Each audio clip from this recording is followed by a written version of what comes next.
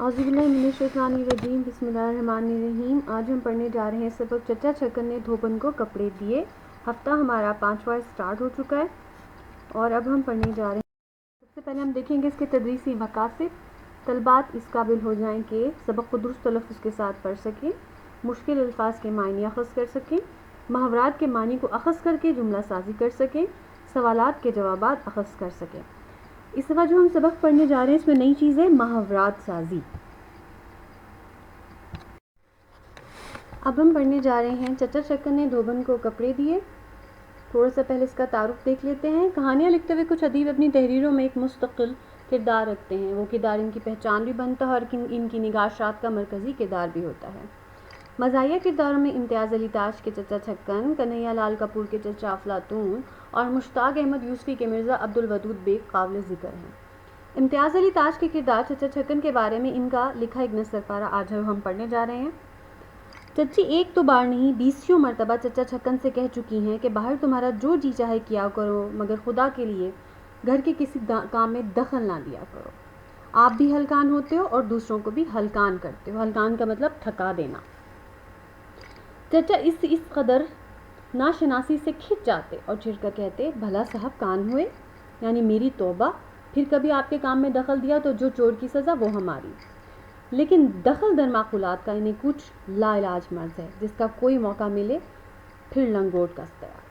آج ہی دوپہر کو سنیے، چچی کا جی اچھا نہ تھا، گلا آ گیا تھا، یعنی گلا خراب تھا۔ ان کی وجہ سے ہلکی ہلکی حرارت بھی تھی، منہ سر لپیٹے دالان میں پڑی تھی کہ دھوبن کپڑے لینے آ گئی۔ چچی نے کہا، بریٹھن آج جی اچھا نہیں، یعنی میری طبیعت اچھی نہیں، کل یا پرسوں آ جائیے تو میلے کچیلے کپڑے دے دوں گی۔ دھوبن بولی، بیوی جی بریٹھا آج رات بھٹی چلا رہا ہے، کپڑے مل جاتے تو 8ویں دن میں دے جاتی، نہیں تو 10-15 دن لگ جائیں گے۔ چچی نے کہا، اب جو ہو سو ہو، مجھ میں تو اٹھ کر کپڑے دینے کی ہمت نہیں۔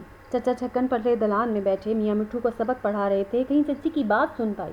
انہیں ایسے موقع اللہ دے، چھٹ ادھر آ پہنچے، بولے، کیا بات ہے، کپڑے دینے ہیں دھوبن کو، ہم دیے دیتے ہیں۔ چچی بولی، اے خدا کے لیے رہنے دو، ہلکم ڈالو گے سارے گھر میں، یعنی ایک طوفان کھڑا کر دو گے۔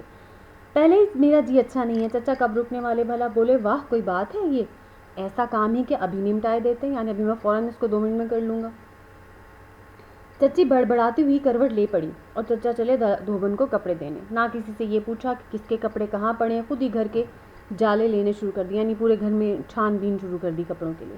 جو کپڑا نظر آیا خود ہی آنکھوں کے سامنے تان کر پرکھے یا نیچے پھیلا کر دیکھا۔ کم بخت پتہ بھی تو نہیں لگتا کہ پہننے کا کپڑا یا جھاڑن بن چکے، یعنی کپڑوں کی حالت اتنی گندی کی ہوئی ہوتی تھی کہ جھاڑن سے مراد یعنی ڈسٹنگ کا جو کپڑا ہم آج کل جسے کہتے ہیں وہ حالت ہوئی ہوئی ہوتی تھی۔ کسی کپڑے کو چھوڑا، کسی کو بغل میں دبایا، کہیں جھک کر چارپائی کے نیچے جھانکا، کہیں ایڑیاں اٹھا کر الماری کے اوپر نظر ڈالی۔ معلوم ہوتا تھا کہ آج چچا نے قسم کھا رکھی ہے کہ جو کام بھی ہوگا آپ ہی کریں گے، لیکن آخر کب تک؟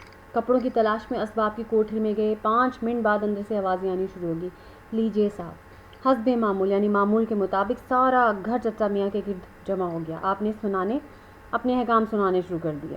اب کھڑے میرا منہ کیا دیکھ رہے ہو؟ جمع کرو میلے کپڑے، پر دیکھو رہ نہ جائے کوئی، ایک ایک کونا دیکھ لیجیو۔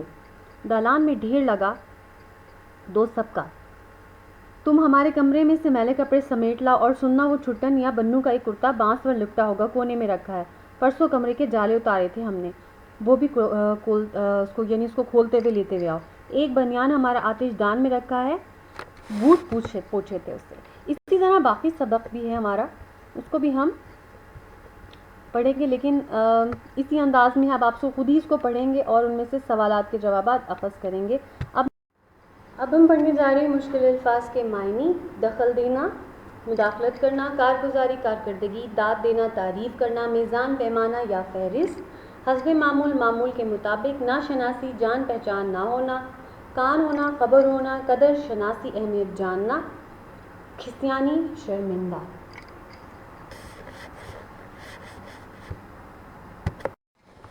اب جو نیا کام کرنے جا رہے ہیں وہ محاورات سازی۔ درجن محاوروں کو جملے میں اس طرح استعمال کیجیے کہ ان کے معنی واضح ہو جائیں۔ نمبر 1، لتے لینا یعنی برا بھلا کہنا۔ جب بریٹھن نے چچا چھکن کی بات کو کاٹا تو انہوں نے خوب لتے لیے۔ فراغت پانا، فرصت پانا، پڑھائی سے فراغت پاتے ہی وہ کھیلنے لگ گئی۔ ہلکان ہونا، خود کو تھکانا۔ ابو نے کہا، کیوں کھیل کھیل کر آپ اپنے آپ کو ہلکان کر رہے ہو؟ सिटी गुम हो जाना, बदहवास हो जाना। चचा छक्कन को जैसे ही पता चला कि बरीटन सोने के बटन वाली कमीज़ ले गई तो उनकी सिटी गुम हो गई। सवांग भरना, रूप धारना।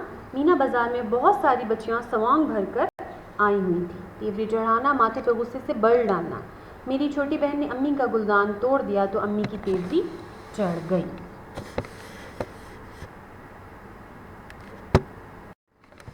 अब आ गया हमारा आखिरी काम, यानी सबक को गौर से पढ़ने के बाद सवालात के जवाबात तहरीर करना। सबक को बहुत गौर से पढ़िएगा ताकि जवाबात को अखज़ करने में आपके लिए आसानी हो। सबक आपका इंतहाई मज़ाया है, जब आप इसको पढ़ेंगी तो आपको इसका अंदाज़ा हो जाएगा। उम्मीद करती हूँ आपको सबक समझ आ गया होगा। शुक्रिया।